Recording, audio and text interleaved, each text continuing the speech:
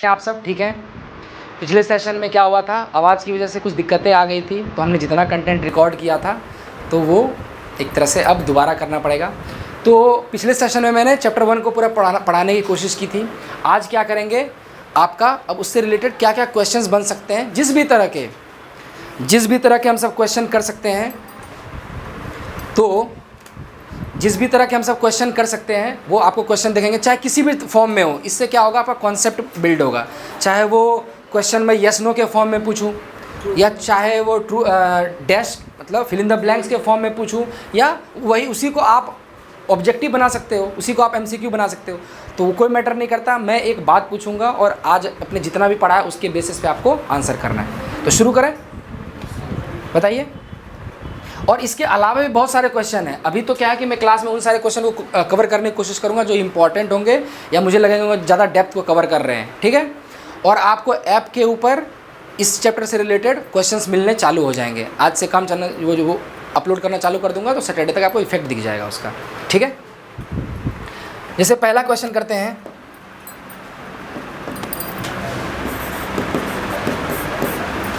शुरू से शुरू करते हैं ना। अपने नोट्स बिल्कुल क्लियर रखना है और पीछे देखते रहना है, आंसर ढूंढने की कोशिश करना। इससे क्या होता है, आप नोट्स इतने फेमिलियर हो जाते हो कि कहाँ क्या लिखा हुआ है वो आपको पता होता है, और इससे फिर नोट्स की वैल्यू बढ़ती है। मैं आपको नोट्स के बारे में एक बात बता दूँ, नोट्स की वैल्यू जब मैं पढ़ा रहा हूँ तब लिखने से नहीं बढ़ती है कि मैंने ब्लैक बोर्ड पर लिखा, आपने कॉपी में छापा, तो वो एज इट इज़ बस क्या हुआ, एक तरह से प्रिंट आउट के फॉर्म में आपके पास, और कोई उससे मुद्दा नहीं है। लेकिन जब आप क्वेश्चन करते हो, आपको नहीं मिलता आंसर, और जब आप वापस घूम के जाते हो और कॉपी में ढूंढते हो और वहाँ पर एक बार कुछ ऐसे मार्क कर देते हो, तब धीरे धीरे नोट्स की वैल्यू बढ़ने लगती है। समझ में आया? देखना फिर आपके नोट्स कितने वैल्यूबल हो जाएंगे। वो सिर्फ एज वो एक प्रिंट आउट नहीं हो गया, वो एक नॉलेज के फॉर्म में आपको पता है कि यहाँ मैंने लिखा था, वहाँ लिखा था, यहाँ ये कंटेंट है, ठीक है। और हर का आंसर अपने कॉपी में ही ढूंढना है या अपने दिमाग में जोर डालिएगा। पहला ही क्वेश्चन आपका, जैसे dash is a branch of mechanics which relates to the bodies at rest. Applied mechanics नहीं, अप्लाइड मैकेनिक्स में भी दिखाऊंगा, आप कॉपी में ढूंढिए। Dash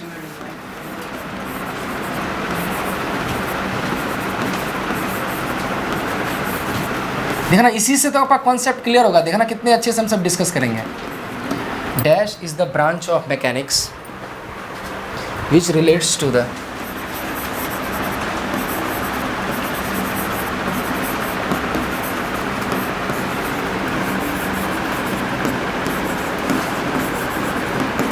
bodies at rest. और आपको पता है, जैसे हम सब फीस भी क्या है कि ज़्यादा हाई नहीं रखते हैं, क्योंकि मुझे पता है कि जैसे जो डिप्लोमा वाले बच्चे होते हैं ऑलरेडी वो कॉलेज को फ़ीस दे के वो इस तरह से कर रहे थे। ये अब एडिशनल कोर्स है, अब इसमें भी हम सब 30,000 40,000 ऐसे फ़ीस रख देंगे तो ऐसा लगता है कि ये ज़्यादा नहीं हो रहा। हमें ये लगने लगता है कि ज़्यादा नहीं है ना। जो कि आज के डेट में एजुकेशन अफोर्डेबल सब बनाने की तरफ जा रहे हैं। हर कोई क्या कोशिश कर रहा है, एजुकेशन जितना ज़्यादा से ज़्यादा क्या हो, अफोर्डेबल हो, ताकि हर कोई एक्सेस कर पाए। अब उस दौर में इतना महंगा कर दो तो फिर ये गलत है। और ज़्यादातर बच्चे क्या है, ऐसा तो नहीं है कि पूरे हाई फाई हैं कि सबके पास बिजनेसमैन है और इतने पैसे हैं, सब तो मिडिल क्लास ही हैं लगभग, है ना। उसमें भी तो कम से कम एजुकेशन को तो सस्ता रखो थोड़ा। तो इसीलिए 15,000 अराउंड हमारा फ़ीस रहता है, आपको पता ही है। तो इसी में हम चाहते हैं कि चलो ठीक है, मैनेज हो जाएगा, ज़्यादा ऐसा कुछ नहीं करना है। तो अगर कोई कम से कम फ़ीस भी कंपेयर कर ले हमारा, तो उसको लगेगा कि नहीं भाई, वहाँ से 10 गुना बेहतर भी दे रहे हैं कम प्राइस पे, है कि नहीं। आप हमारा क्लासरूम देखो टीचर के साथ, और जैसे जैसे आपको टीचर आएंगे उनका सपोर्ट देखना आप। और ऐप पे भी ऐसा नहीं कि ऑनलाइन, बहुतों के पास ऑनलाइन नहीं होता। कुछ कोचिंग्स हैं आपको पता होगा कि वो ऑनलाइन एक्सेस बहुत बाद में देते हैं या उतना नहीं देते हैं, क्योंकि उनको पता है कि फिर इनकम कैसे आएगी। लेकिन हम लोग भाई करो, क्योंकि इसमें रिवाइज़ का आपको मौका मिलता है। चलो, जैसे ये क्वेश्चन है, इस क्वेश्चन को डिस्कस करके बताओ आंसर। जैसे आपने दिया अप्लाइड मैकेनिक्स, आपके आंसर को लिखूंगा और डिस्कस भी करूंगा। अप्लाइड मैकेनिक्स, तो ये आंसर तो गलत है, बताओ। ये आंसर तो गलत है। नहीं, कॉपी में देखो कि ऐसा कौन सा जो है अप्लाइड मैकेनिक्स में क्यों आंसर गलत है। अप्लाइड मैकेनिक्स होता है कि हम जनरली क्या करते हैं, उसका डेफिनेशन देखो क्या है। अप्लाइड मैकेनिक्स का डेफिनेशन क्या है? which deal with the force and its effect on force. Which deals with the force and its effect on rigid body. तो कहीं भी यहाँ रिजिड बॉडी लिखा हुआ है क्या? तो वो तो है ही नहीं। अब रिजिड बॉडी भी, अब उसके दो फर्दर क्लासिफिकेशन है। देखो जहाँ पर मैंने ग्राफ में बनाया था, वो चार्ट किसी ने नहीं बनाया है क्या? स्टैटिक वाला। हाँ, जब अप्लाइड मैकेनिक्स होता है, अप्लाइड मैकेनिक्स के फर्दर क्लासिफिकेशन क्या थे कि रेस्ट और दूसरा क्या था? मोशन। तो ये रेस्ट वाली बातें कर रहा है। तो रेस्ट वाला किस पार्ट में डील करते हैं? हाँ लिखा हुआ, स्पेलिंग क्या है? चलो नहीं पढ़ पा रहे तो स्पेलिंग क्या है उसकी? स्टैटिस्टिक, स्टैटिक क्या था? स्टैटिक। समझ में आया? स्टैटिक्स बोल दो, स्टैटिक बोल दो। तो स्टैटिक अप्लाइड मैकेनिक्स जो उसका फर्दर क्लासिफिकेशन है, उसमें आप बॉडी को रेस्ट पे पढ़ते हो। क्लियर है कॉन्सेप्ट? बताइए, अब समझ में आ गया? अच्छा ये था पार्ट। अब बताओ उस टाइम जब मैंने डायग्राम बना तुम्हें लग रहा है अरे आसान है, क्या ही है, मैं तो बना ही दूंगा। और देखो पहला ही क्वेश्चन में क्या हो गया? गड़बड़ी। अब तुम्हें कोई यहीं से पूछ दे, dash is the branch of mechanics which relates to the bodies in motion. बताओ, डायनामिक। देखो एक क्वेश्चन से दो क्वेश्चन बन गए। अब दो क्वेश्चन क्या, उससे रिलेटेड आगे जितने भी होंगे वो भी बनेंगे अब। ठीक है, चलो अगला करते हैं। चलो इसी बात पे दूसरा ही क्वेश्चन कर लेते हैं, वही जो मैंने सेम रिपीट किया। अगले स्लाइड में करते हैं ना। गलती तो होगी मुझे पता है। Dash is the branch of mechanics, और अपने नोट्स में जाके उस स्टैटिक को एक बार अंडरलाइन ऐसे सर्कल मार देना कि अच्छा ये बात कह रहा था इतने देर से। Dash is the branch of mechanics which deals with body in motion. तो बताइए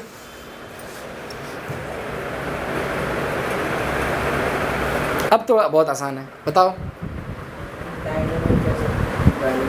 डायनामिक्स, वेरी गुड। कम से कम चलो एक गलती के बाद दूसरी गलती तो नहीं हुई। तो ये पहले वाले पार्ट से आपका सवाल हो गया। ठीक, अगला क्वेश्चन करें। लिखिए, dash deals with the motion of the bodies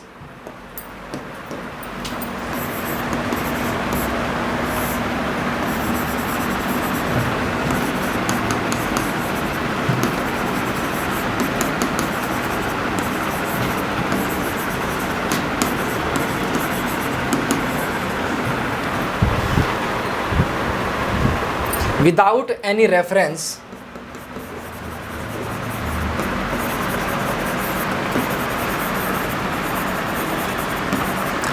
any reference to the cause of motion।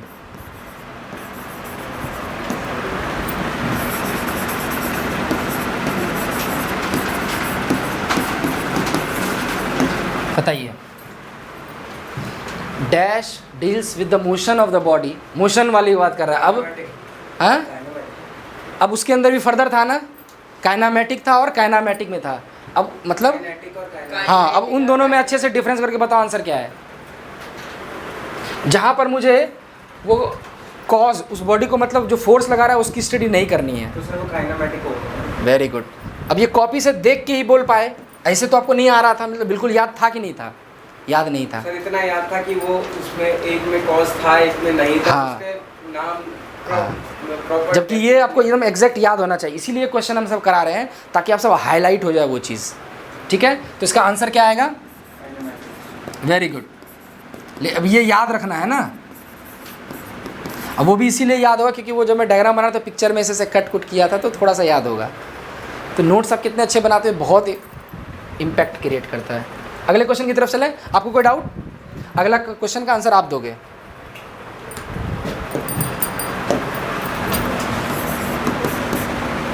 चौथा क्वेश्चन है ये, लिखिए, dash deals with relationship between. और क्वेश्चन कैसे आ रहा है ये भी आपको लैंग्वेज पढ़ना है कि जब अभी मैं क्वेश्चन कुछ नहीं, अभी लिख रहा हूँ, मैं कुछ नहीं बोलूँगा, आपको खुद ही पढ़ना है, खुद ही समझना है और इसका आंसर बताना है, ठीक? और आप बताओगे, ताकि आप क्वेश्चन के लैंग्वेज को भी सीखो।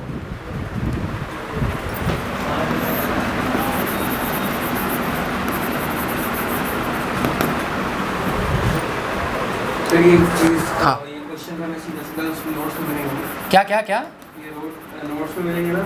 हाँ, जो भी ये ब्लैक बोर्ड पे हो रहा है इसके नोट्स प्रॉपर मिलेंगे आपको। 10 गुना सुविधा ना मिले तो आप मुझे बोलना, कोई भी एक चीज़ आप बोलो और डन। क्वेश्चन बोला, डन। क्योंकि इतनी कॉम्पिटिटिव तैयारी हमने भी की है कि हमें पता है कि ये चाहिए होता है यार, ये चाहिए होता है। टीचर्स पढ़ाते हैं यूपीएससी एक्सपर्ट। हाँ हाँ, तो क्या? हमारे टीचर वो हमें पाइथन पढ़ाते हैं, वो यूपीएससी एक्सपीरियंट है वो। हाँ, और अच्छा बात है, क्योंकि उनको पता है एस्पिरेंट से पढ़ना भी अच्छी बात है। सर ये लोग जो टीचर्स जो होते हैं हाँ। पेपर्स देते हैं, हाँ, तो उसके बाद मतलब सिर्फ पेपर देके छोड़ भी देते हैं, जॉब नहीं मिलती उसमें, या मतलब सच बताऊं तो हर चीज़ एक्सपेक्टेशन का होता है। जैसे एक टीचर को लगने लगता है कि मैंने इतना पढ़ा, क्या मैं क्लर्क की तैयारी करूं? बोलता है नहीं, क्लर्क नहीं करूंगा, ऐसे कह रहा हूं। फिर वो थोड़ा ऊपर बैठता है, फिर वो बोलता है नहीं मैं डिज़र्व नहीं करता, मैं थोड़ा और अच्छा डिज़र्व करता हूँ। फिर वो सोचता है क्या, जैसे अगर कोई भी है ग्रेजुएशन किया हुआ है तो फिर वो सैलरी, अगर कभी पोजीशन अच्छी होती है फिर सैलरी पे बात आती है, क्या मैं इसका 25,000 के लिए इतना मेहनत किया, नहीं मुझे अब 30,000 मतलब 40,000 की जॉब चाहिए। फिर वो वहाँ जंप करता है। तो चॉइस बदलती है जैसे से आप इस लाइन में आते हो या किसी भी चीज़ में आप देखते हो क्या मुझे ये चाहिए, क्या मैं इस लायक हूँ, नहीं मैं इससे और ज़्यादा डिज़र्व करता हूँ, तो आप वो करते हो। अब जैसे यूपीएससी एस्पिरेंट है, ऑब्वियस है वो आईएएस की तैयारी कर रहा है, तो कॉम्पिटिटिव वर्ल्ड में सबसे बड़ा क्या एग्ज़ाम क्या है, वही है। तो ऑब्वियस है वो बड़े को टारगेट कर रहा है। अगर उसके बाद भी वो उस चीज़ को ना लेके कुछ और अचीव करना चाह रहा है तो हो सकता है उसको फिर मनी ड्राइव कर रहा हो, वो सोचता होगा, ऐसे कह रहा हूँ कि अगर आईएएस को 1 लाख मिलता होगा तो वो सोचता होगा क्या मैं 1 लाख के लिए इतना कर रहा हूँ, मैं तो और डिज़र्व करता हूँ। तो ऐसा कोई काम ढूंढेगा इसमें 1.5 लाख बन रहा हो। नहीं सर, मैं ये कह रहा हूँ जैसे आप फॉर एग्जांपल आपने यूपीएससी का पेपर दिया, उसके बाद भी आप पढ़ा रहे हो, उसका ये पार्ट टाइम होगा। लेकिन अगर वो पढ़ा रहा है तो एक तो इंटरेस्ट भी होता होगा, उसको लगता होगा क्या कि नहीं मेरे से ये काम जो है, जैसे यूपीएससी तो कर लिया उसने, जो वर्क प्रेशर होता है ना, जैसे जब वो गया होगा काम करने और देख रहा होगा कि नहीं यार ये इसमें मैं सूट नहीं कर रहा हूँ, होता है ना 9 to 5, अब इतना हेक्टिक जॉब, आईएएस का काम इतना आसान तो नहीं है, बहुत हार्ड काम है। जब आप उस वर्क लाइफ में जाओगे, दिन भर बिजी, दिन भर क्या, आप हमेशा बिजी ही हो, हमेशा आपके ऊपर इतना लोड है। अब क्या उस वर्क प्रेशर को आप झेल पा रहे हो? अगर झेल लिया तब तो आप खुशी खुशी करोगे, लेकिन आपको लग रहा है नहीं यार मैं इससे कम उसमें अब अर्न कर लूँगा और अपना कर लूँगा, तो वो इसमें आ जाता है। सर यूपीएससी क्रैक करने के बाद कौन छोड़ेगा? अरे बहुत लोग छोड़ते हैं। हमें जो टीचर पढ़ाता उसने तो इंटरव्यू दे के आई है वो तो। हाँ, नहीं वही है, 3 फैक्टर ड्राइव कर सकता है किसी को। एक तो हो जैसे पावर, जैसे पता है तुम्हें, अगर पावर ज़्यादा ही चाहिए तो लोग वही जॉब करेंगे क्योंकि और पावर कहीं नहीं मिल सकता। दूसरा मनी हो गया, तीसरा इंटरेस्ट भी होता है, और चौथा फिर यही होता है कि वर्क लाइफ बैलेंस, कि हम उसमें बैलेंस कर पा रहे हैं, स्ट्रेस झेल पा रहे हैं, नहीं झेल पाते हम छोड़ देते हैं। और चौथा पार्ट टाइम भी होता है, जैसे मैं कर रहा हूँ।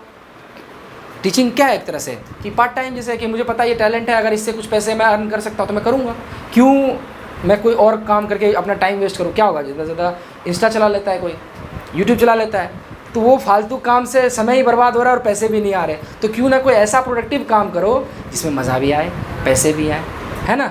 तो इसीलिए हम सब कर रहे हैं। Dash deals with the relationship between forces and the resulting motion of bodies. समझ रहे हो? तो क्या ये मैंने गलत बोला, बताइए? और कोई फैक्टर है? मैं तो जहाँ तक अभी एक्सपीरियंस लाइफ को जो किया हूँ, मेरे को यही लगता है कि यही 2-3 चीज़ ड्राइव करती है हमें, इसके अलावा तो कोई चीज़ नहीं होती। काइनेटिक, क्योंकि उसी का जस्ट फर्दर पार्ट है। वहाँ पर अब काइनेटिक का डेफिनेशन देखो क्या लिखा था मैं, जहाँ पर फोर्स भी हो और उसके रिजल्टिंग मोशन, मतलब जो भी है इफेक्ट भी हो, उसी को हम पढ़ते हैं किसमें? काइनेटिक में। तो आंसर क्लियर है? क्या हुआ? सर इसको ये ना सिर्फ यहाँ पढ़ रहा ना तो ठीक। हाँ, ऐसे भी ये इसको ऑन कीजिए, इसको ऑन क्यों नहीं किया है? पीछे लगाना ये चलो नहीं ऑफ कर सकते हो, एसी चल, एसी ठीक है, ऐसे करना। हाँ ठीक है। काइनेटिक हो गया। तो देखो ये आंसर आपको क्यों नहीं मिला बताइए बच्चे। सर मैं एक मौका और देता हूँ आपको, एक मौका और, जब तक आप नहीं बताओगे आपको मौका मिलता रहेगा, ठीक है। मैं चाहता हूँ कि पूरा एफर्ट डालो।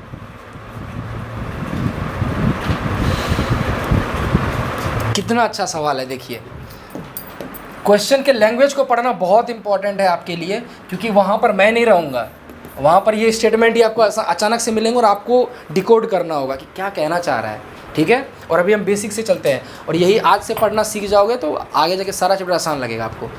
क्या है डैश, एक एक चीज़ों को हम ब्रेक करेंगे। Applied to the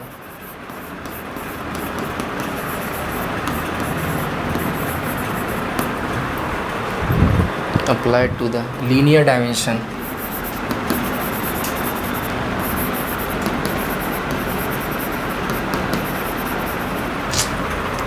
linear dimension. Sir voice इसमें आ तो रही है पर उसमें एको है। अच्छा वो एयरफोन का प्रॉब्लम है, वरना जब एडिट होता है तो ठीक हो जाता है। माइक भी थोड़ा सा, ये कैमरा भी प्रोसेस करता है उस चीज़ को, तो ठीक हो जाता है। Linear dimension of a straight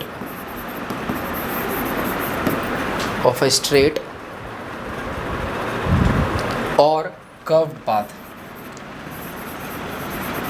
curved line। एक एक स्टेटमेंट को पढ़िए और कीवर्ड को हाईलाइट कीजिए। मैं भी करूँगा, जैसे मैं इस क्वेश्चन को से डिकोड करूँगा, अभी बताता हूँ, पहले आप सब करो।